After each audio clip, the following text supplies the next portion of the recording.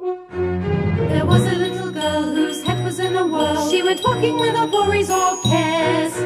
This is the story that will tell you the tale of Goldilocks and the Three Bears. Goldilocks and the Three Bears.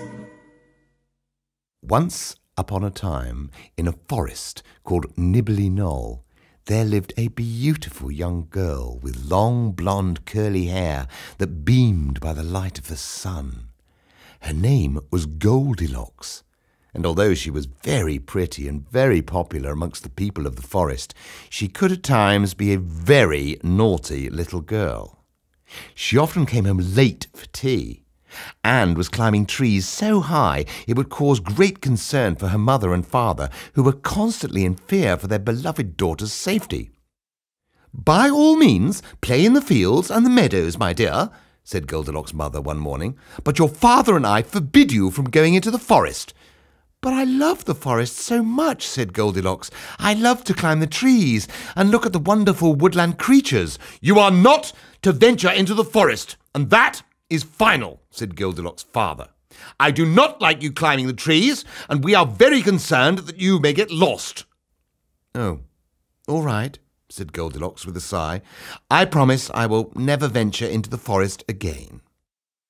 For the next few days, Goldilocks kept her promise, but she soon became bored with playing on her swing in the meadow and picking apples from the trees in the orchard. "It's no good. I can't resist it," she thought. "I am going into the forest to have an adventure. I know I promised my parents not to venture into the woods, but what they won't know surely won't harm them." Making sure her parents couldn't see what she was up to, she tiptoed across the fields till she came to the great forest that she'd grown to love so much. Unfortunately for Goldilocks, she began to wander down a winding path that she was unfamiliar with, causing her both to be lost and confused. "Oh no, I think I'm lost," she cried.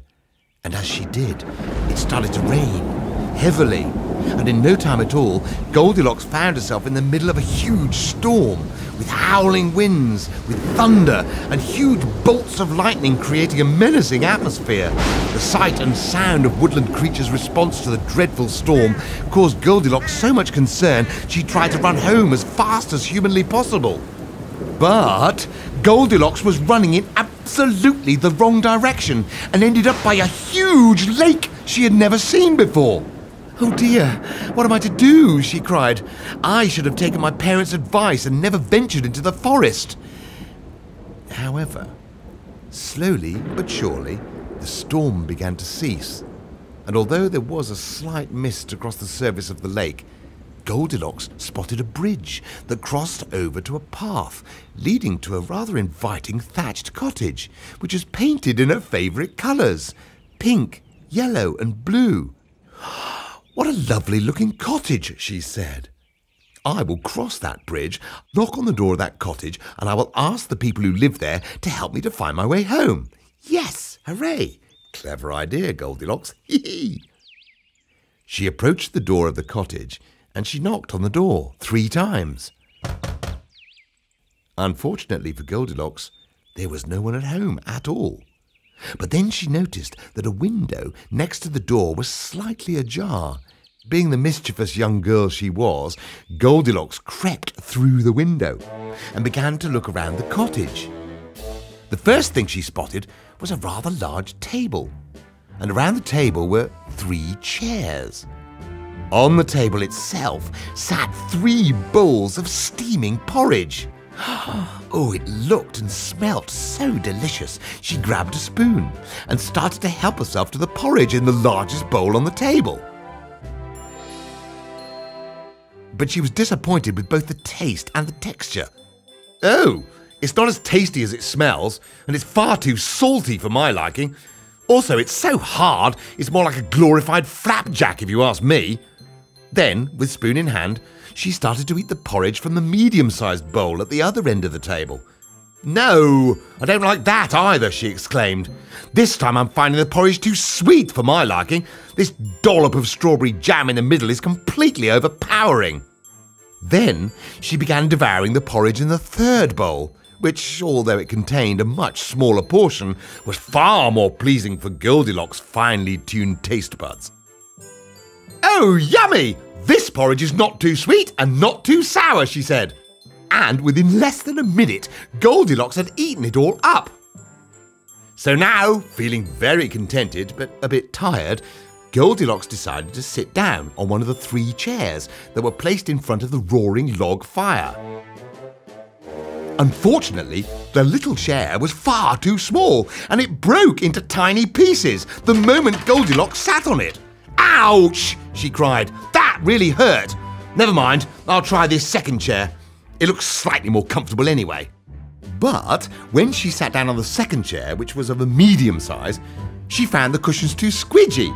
"Oh, I can't settle on this chair. I hate squidgy cushions," said Goldilocks, and started jumping off the chair. And she hurled the cushions across the room, causing them to smash a beautiful vase on the nearby mantelpiece. Goldilocks decided to try the third chair, which was much bigger. But this time, she found the cushion on the chair too hard. "Oh no," she said. "I loathe hard cushions. I find them unbearable."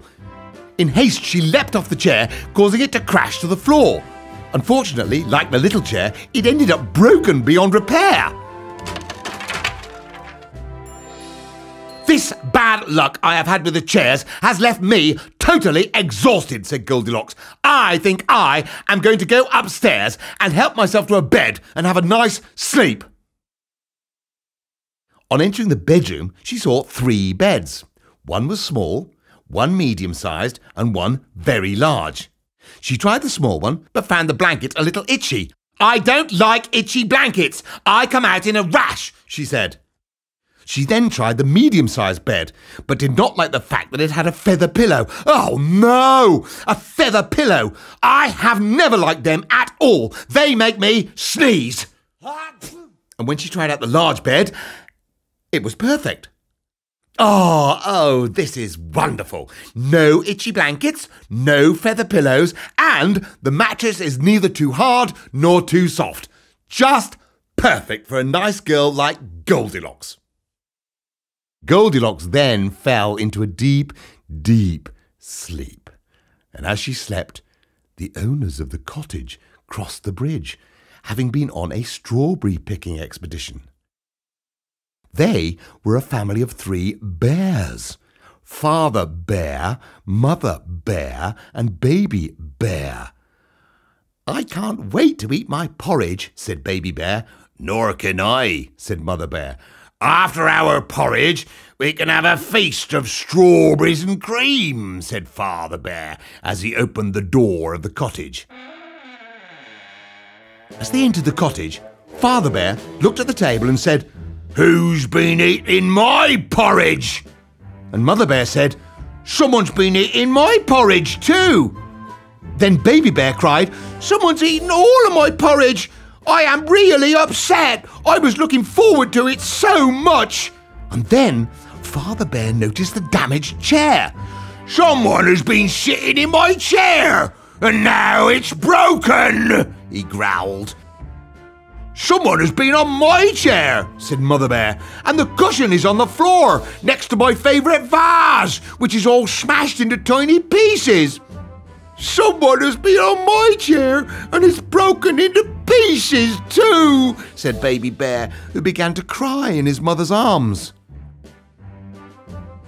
Then, following the muddy footprints Goldilocks had left as she had walked up the stairs, the 3 bears entered the bedroom. "Someone's been in my bed. The blankets are ruffled," said Baby Bear. "Someone's been in my bed too," said Mother Bear. "The pillow is in a different position." "Someone is sleeping in my bed," said Father Bear rather significantly, and he let out an enormous growl,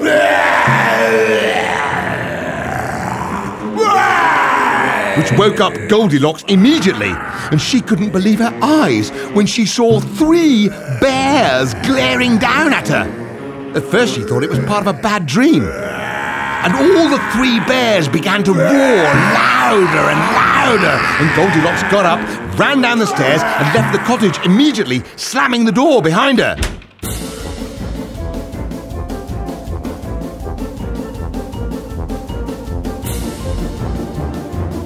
Then she got to the other side of the bridge, and she met a huntsman who was an old friend of her father.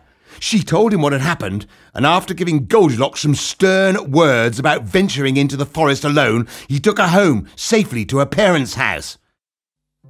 And there, Goldilocks apologised profusely to her mother and father. "I have been very naughty," she said. "Not only have I put myself in danger by entering into the forest alone, but I have trespassed into someone else's home." "Never mind, you have learned your lesson," said her father, before giving her a huge loving hug.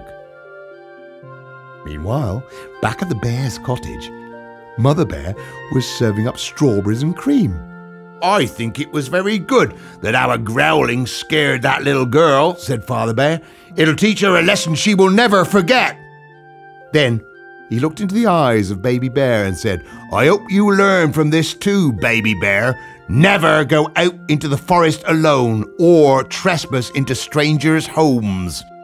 "Your father is right," said Mother Bear. "You never know what's lurking out there in the wild forest." And on that note, the three bears sat at the family table and enjoyed their feast of strawberries and cream.